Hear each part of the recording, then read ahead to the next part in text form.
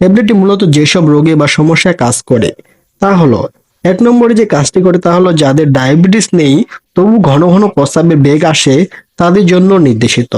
2 নম্বরে যে কাজটি করে তা হলো প্রস্রাব করে আসার পরে আবার প্রস্রাবের বেগ আসা রোধ করে।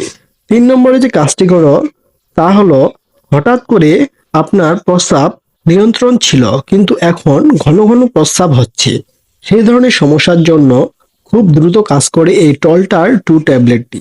এক কথায় যাদের ডায়াবেটিস নেই এবং প্রস্রাবে ইনফেকশন নেই তবুও ঘন ঘন প্রস্রাব হচ্ছে তাদের জন্য নির্দেশিত এই টলটার 2 ট্যাবলেটটি। মূলত এগুলি হলো ওষুধটির মূল কার্যকারিতা। এতক্ষণ জানলেন কার্যকারিতা, এখন জানুন কিভাবে সেবন করতে হবে ট্যাবলেটটি। প্রাপ্তবয়স্কদের জন্য দৈনিক একবার সেবন করতে হয় বা চিকিৎসকের পরামর্শ অনুযায়ী সেবন করতে হবে।